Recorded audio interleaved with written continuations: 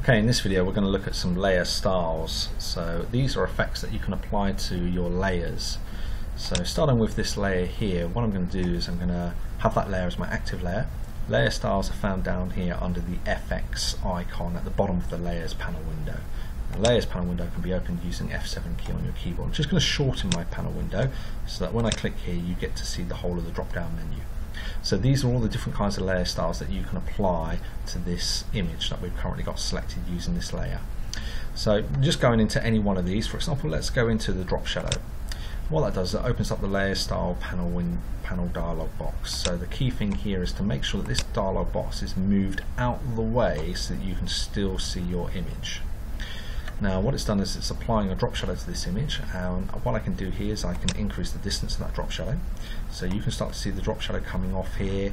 I can also change the angle of it, so I can have it coming from a particular angle that's going on here. The distance is how far away the drop shadow comes away. The size is whether it's sort of soft on the edges or whether it's quite hard on the edges. I'm just going to increase the opacity as well. It's a little bit light, so I'm just going to make that drop shadow a little bit darker. So if I reduce the size, you can see it's a very hard edge drop shadow. If I increase that, you can see that it's a fuzzy edge, and you can increase the distance and you can change the angle. Now you can come over here and move all of these sliders, or you can just come over here and just grab the shadow and just move it yourself. And you can move it and position it around wherever you want to as well.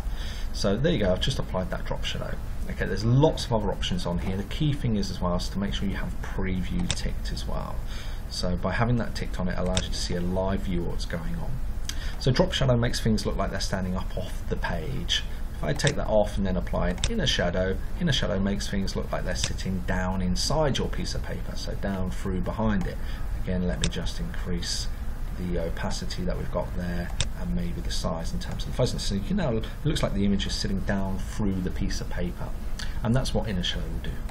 Okay, you can also add things like a stroke. So a stroke is a border that goes around the outside. So if I just increase the size of that, at the moment the position is on the inside, so the stroke grows on the inside, but you can also set it to the outside as well, where it gives you rounded corners on the edges there. And you can change the colour of the stroke. I often go for like a white colour here to make it look like a little photograph that I've got going on there. So you can change the colour by just clicking on this dialog box and then choosing a colour from your colour picker dialogs and increasing the size here. There's other things that you can play with here as well, such as bevel and emboss. If I just take the stroke off, bevel and emboss creates sort of beveled edges. The way that I think of this is it's like creating a fridge magnet kind of look or effect to your images. So you can apply that kind of thing by moving around. Again, there's plenty of options here for you to try. It doesn't hurt just to click on any of these and just play around with them. You can always take things off by using the tick here. One thing I do recommend is that you don't tick. So if I wanted to, say for example, apply drop shadow, don't tick here, because it does apply the drop shadow, but you don't get to see the settings for drop shadow. What you must do is actually click the word drop shadow, and then you get to see the settings for it. Okay, there's a few other things here, such as color overlay. They're not very useful in this instance, because what it does is it just puts a solid block of color over the whole of my image. Don't really need that on this particular instance. That would be the same for gradient overlay or pattern overlay. They'd be good for example, if you wanted to use that for shapes that you'd created rather than using it for photos or images. So on this, what I'm going to do here is just add a nice drop shadow, and I'm going to add a stroke effect as well. Now the stroke is taking up some of the space that the drop shadow occupied, so I'm just going to increase the distance of my drop shadow so it just comes off a little bit more, and I think I'm pretty much okay with that.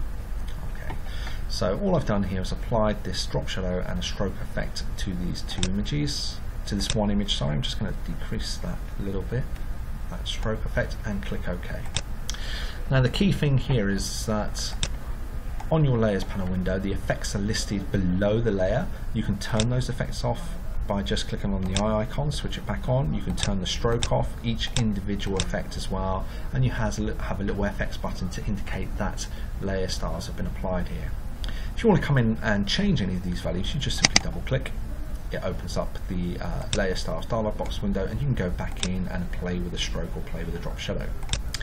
Now the key thing here is I want exactly the same stroke and exactly the same drop shadow applied to now all of the images.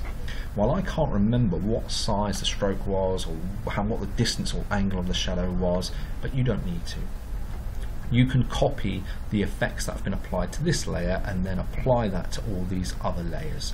And the way to do that is to hold down the Alt key on your keyboard, come right onto the FX icon that you've got here associated with this layer, and then just drag that FX down onto the next layer.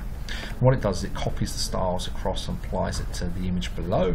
Hold down the Alt key, drag again, hold down the Alt key, drag again until the FX appears on all of the layers.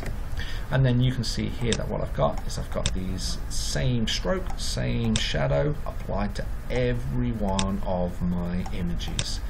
So that's a little bit of how you can use layer styles to add effects to your images.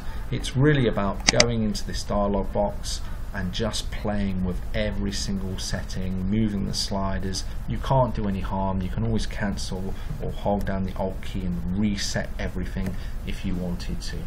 So really nice features available in here. Go through and have a play and see what you can create in terms of your layer styles.